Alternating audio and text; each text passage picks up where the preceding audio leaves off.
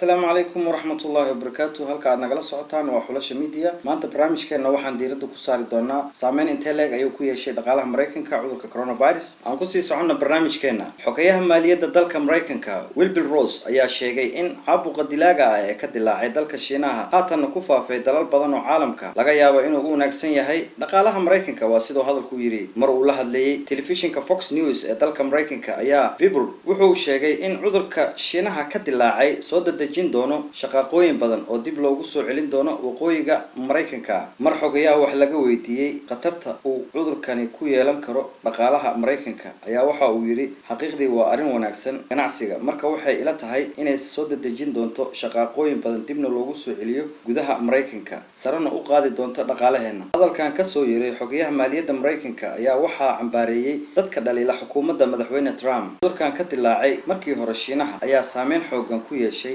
dhaqaalaha waddankaasi Shiinaha maadaama shirkado badan ay shaqaalahoodii kala soo baxeen hase yeeshee hadalka sarkaalkaasi ayaa waxa markii dambe ka hadlay wasaaradda maaliyadda Mareykanka oo u muuqatay inay salugsan tahay qaabka uu u hadlay wasaaradda maaliyadda ayaa sheegtay in talaabada koowaad ay tahay sidii loo xakameyn lahaa cudurka coronavirus laguna gargaari lahaa dadka ay dhibaatada ka soo gaadhay waa muhiim in la eego cawaaqibka ka dhalan kara ganacsiga lala sameeyo dalka taariikhda dheer u leh inuu qariyo qatarta dhabta ah ee uu ku hayo dadkiisa iyo dalalka caalamka ayuu yiri afayeen u hadlay wasaaradda maaliyadda ee dalka Mareykanka hadalka xogayaha maaliyadda ee Wilbur Ross ayaa saacadihii la soo dhaafay qabsaday dalka Mareykanka waxaana dad ka hadlay kamid ahaa Don Beyer oo ka tirsan aqalka Congress-ka Don Beyer ayaa ka soo jeeda xisbiga mucaaradka ee dimuqraadiga su'aal gelisay ganacsiga iyo faa'iidada laga sameeyo cudurka dilaaga ah oo dhibaatada ba'an ku haya dadka rayidka hay'adda caafimaadka adduunka WHO ayaa caabuqa corona ka dilaacay dalka Shiinaha u aqoonsatay xaalad caafimaad oo degdeg ah halkaad nagala socotaan وحلاش ميديا عن كسي صعنا برامج كنا WHO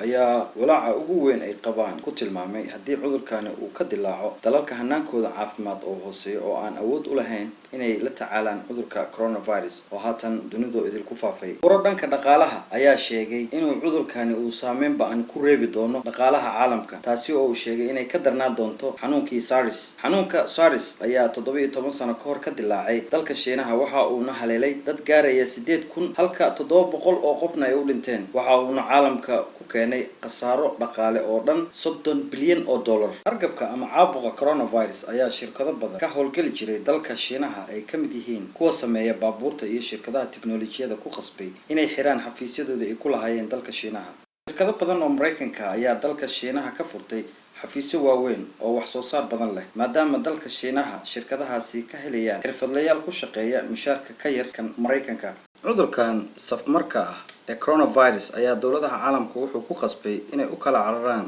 sidii u xakameyn lahaayeen faafidiisa cudurkan ayaa waxa uu soo ritay ku dhawaad 1.5 milyan oo qof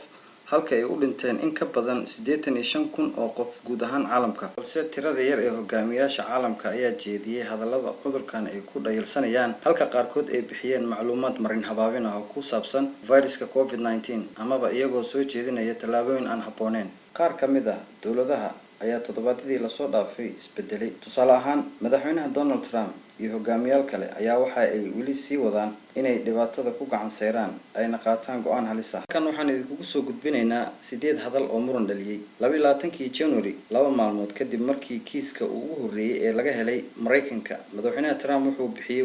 wareysi uu siinayay TV-ga CNBC wuxuuna xilligaasi dafiray in cudurkaasi soo gaaray dalka Mareykanka laba bilood kadib Mareykanka ayaa noqday dalka dadka ugu badan oo soo ritay viruska coronavirus waxay tirada guud ahaan kor u dhaaftay 330,000 ilaa iyo 5 Abriil sida laga soo xigtay jaamacadda Johns Hopkins halka aad weli nagala socotaan waa xulasha media